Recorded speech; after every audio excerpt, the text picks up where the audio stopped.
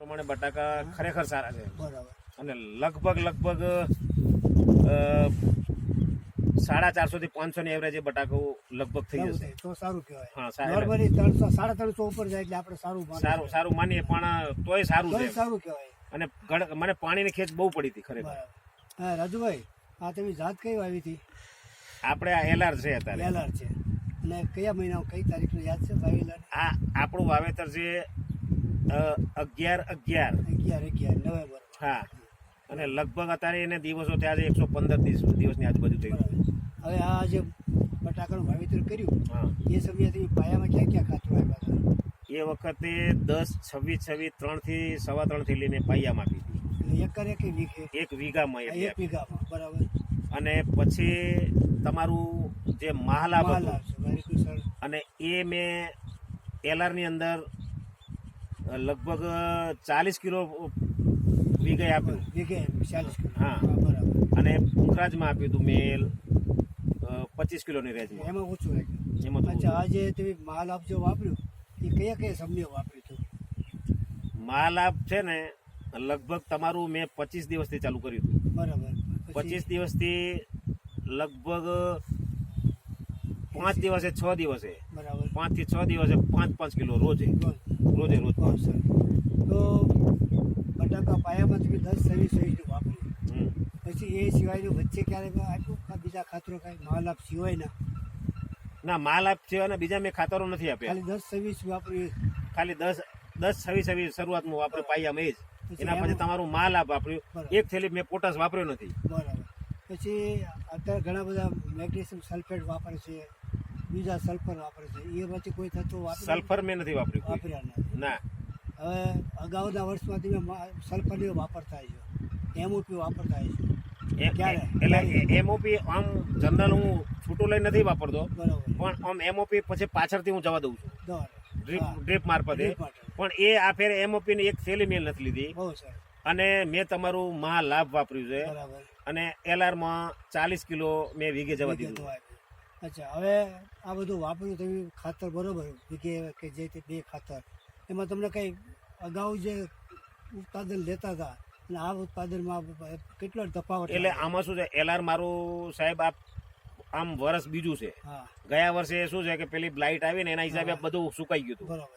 લગભગ 75 થી 80 દાડામાં પલુર સુકાઈ ગઈ હતી. બરાબર. આ પલુર લગભગ 105 થી 10 દાડા સુધી લીલી રહી છે. એટલે લીલા રીયાનો ભાવ તો દેખાય. લીલા રેવાનો ભાવ રહ્યો, પણ પાણીની આ સાલ ઓછું હતું. પાણીની ખેંચ બહુ પડી આ સાલ. નકર અને વધારે એ પ્રમાણે બટાકું લગભગ 550 નીચેનું જે ખેતર છે ને એમાં 480 મણનો એવરેજ લગભગ બેસશે નીચે. બરોબર. અને હવે આ નીકળે એટલે આની ખબર પડે આ લગભગ 500 ને અડી જશે લગભગ. તો પાણીની ખેંચ હતી એ પ્રમાણે, મતલબ વાતાવરણ બહુ અનુકૂળ આવી ગયું. ઠંડી લાંબા સમય સુધી રહે એ વાતાવરણ સારું હતું. એ બહુ હા, અનુકૂળ આવ્યું. અનુકૂળ આવ્યું.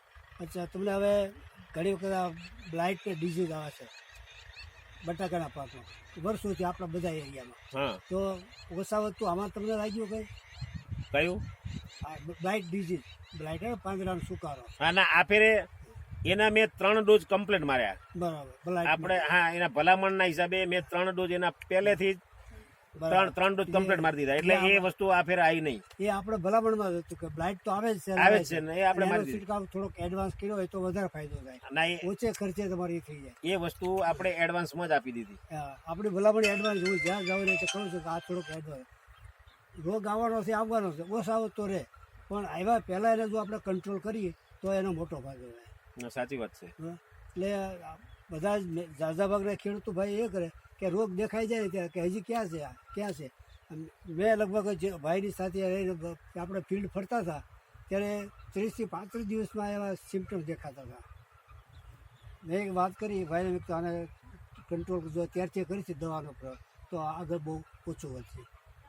કારણ કે ખેડૂતો આમાં કાંઈ બોલો હજી ક્યાં છે, રોગ નથી એવું માનતા હોય છે. સાચી વાત છે. પણ પછી જયારે બધું ભેળાઈ જાય, અતિશય વધી જાય ને પછી એનો એટલો બધો વેરીફાઈ. એ બ્લાઇટ અમારી ગઈ સાલ જે આવી ગઈ હતી ને, હા. એટલે મેં દવામાં મિતુલ જોડે હું ગયો. મિતુલ ને કે ગઈ ફેરે મને બીજા ડોઝ માંથી અપાવી દીધું. હા.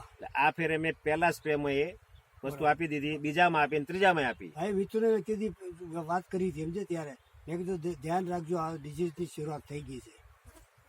એટલે અમે એ પ્રમાણે આપી જ દીધું. બરાબર. તો રાજુભાઈ, હવે આ ઉપરથી તમને અત્યારના રિઝલ્ટ તમે પરિણામો જોયા, બરાબર, તમારી જાતે અનુભવ કરી.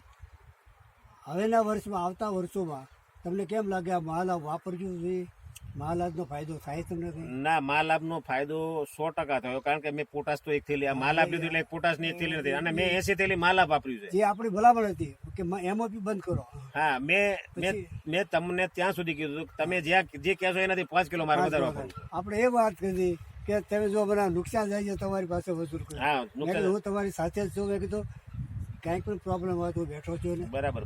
એ મારી તમને ભલામણ હતી એ સમયે. ના, બરાબર છે. બીજી વસ્તુ હવે એ કહી કે ઘણા ખેડૂત ભાઈઓ મેજોરિટી આખા એરિયામાં 0052 કે 54 જે વાપરે છે, તો એ તમે વાપરો 0050. 0050. ના, એ 0050 ની મેં એક બેગ નથી લીધી. કારણ કે ખેડૂત ભાઈની માન્યતા એવી છે કે 0050 છેલ્લે વાપવું જ જોઈએ. ના, મેં એક બેગ નથી પણ વાપરી. મેં કીધું ભાઈ જરૂર નથી. આપણે મેઇન આધાર જે તત્વમાં પોટાશનો, પોટાશ આપણે પૂરતા પ્રમાણમાં આપી દીધો હોય તો 0050 આપવાની જરૂરી. તમે જે મને કીધું ને વીઘે 90 કિલો પોટાશ નું પ્રમાણ જોઈએ, તો એ 90 કિલો પોટાશ નું પ્રમાણ મારું પૂરું થઈ ગયું. બસ ઓછું રહે તો પછી રિક્વાયરમેન્ટ એટલી છે એ આપણે કેલ્ક્યુલેશન કરી તમે ગમે તેમાંથી વાપરો. પણ મહાલાભની જે પોટાશ જે મળે છે એ ક્લોરીન ફ્રી છે, એ વાપરો. એનાથી બીજા ઘણા પ્રોબ્લેમ સોલ્વ થઈ જાય છે. એમઓપી વાપરો તમે તો એમાં પણ પોટાશ છે, પણ એ પોટાશ છે ક્લોરીન બેઝ વાત હતી. એટલે ક્લોરીનની લીધે બટાકાના કલર ઉપર બ્લોકની સ્વોટ ટીપકી પડે એવા પ્રોબ્લેમ થતા હોય છે. એ આપણામાં કોઈ જ નથી. એટલે મહાલાભ એમઓપી નથી વાપર્યું એ તમને આમાં બટાકામાં દેખાય કે એવી ટપકીનો રોગ પણ આપણે ઓછો કરી શકીએ. આપણા ફાર્મ ઉપર બીજા બધાએ એમઓપી વાપરેલું છે, આપણે નથી વાપરેલું, કોઈ ફરક નથી બટાકામાં. એના એ જ રીતે મારું કોઈ ફરક પડવા નથી. ઉતારામાં પણ એટલું જ બેસવાનું છે. તો એ જ આપણે મોટો લેવાનું છે ને. ખરાબ અસર થઈ હોય કે હાલો એમઓપી નથી વાપર્યું, ઉતારામાં ફેર પડે તો આપણે ભલામણી ના કરી તો કે ભાઈ રિક્વાયરમેન્ટ છે થોડુંક તો આપવું પડશે. આપણે એ પણ કહેતા ના, બરાબર. તમે ખાતરો ક્યાં વાપરો છો પાયામાં એના ઉપર આધાર રાખીને આપણે આગળ હાલવાનું હતું. ના, બરાબર છે. એવી પાયામાં એમઓપી વાપર્યું તો કઈ રીતે, પછી બીજી રીતે 12-32-16 તમે વાપર્યું હોય તો એમાં એ પણ આપણે વાત થયેલી કે બટાકો છે કે ડુંગળી છે, ત્રણે ત્રણ તત્વોની જરૂરિયાત છે. પહેલી નાઇટ્રોજન, ફોસ્ફરસ અને પોટાશ. એ ત્રણે મળી ગયા. મળી ગયા પછી આપણે બીજું શું થયું? એ ત્રણે વસ્તુ આ મહાલાભમાં આપણે મળી જાય છે, એટલે આપણે બીજું કોઈ આઈટમ વાપરી નથી.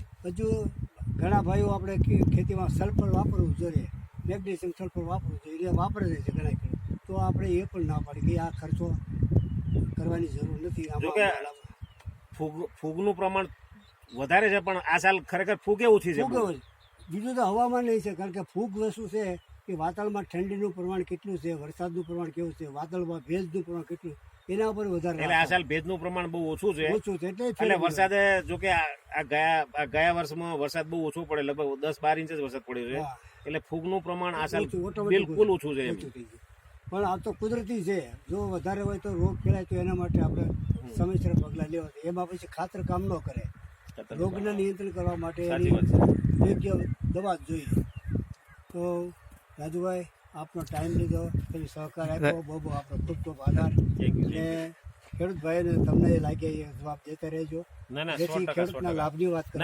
બરાબર છે. થતું હોય તો આપણે નથી વાત કરીએ. એટલે મેં તો તમારું મહાલાભ આવ્યું એટલે મેં બીજા 2-3 ખેડૂતોને પૂછી લીધું સાબરકાંઠામાં, એટલે મને એનો રીઝન સારું મળી ગયું. એટલે પછી મેં પોતા લીધો જ નથી. કે આપણે એ વસ્તુ છે કે આપણે આપણો સંદેશો કેમ જાજા ખેડૂતને પહોંચે. પછી વાપરવું ન વાપરવું ખેડૂત ભાઈને કોઈ આપણે ફોર્સ નથી. પણ લાભ દેખાતો હોય તો વાપરવું જોઈએ. ખર્ચમાં ઘટાડો થતો હોય તો આપણે વાપરવું જોઈએ.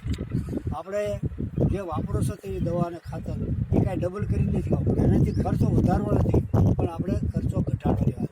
એટલે ઉત્પાદન સામે બીજું કોઈ આઈટમ વાપરી નથી. સ્વાદ જ નથી વાપરવું. આપણે તો અનુભવ લીધા પડે. તમે જો કરો થોડોક અનુભવ તો વધારે સારો. એટલે મેં પછી ટોટલ 80 થેલી આજ વાપરી છે, કોઈ વાપર્યું. એડ્રેસ ને મોબાઈલ નંબર બોલો. એડ્રેસ ને મોબાઈલ. હા, મારું નામ રાજેશભાઈ રતિલાલ પટેલ, લવાડ ફાર્મ. મારો મોબાઈલ નંબર 9971928125. એમાં પૂછપરછ કરી શકો. એમાં પૂછપરછ કરી શકો છો તમે. ચાલો બંધ કરો.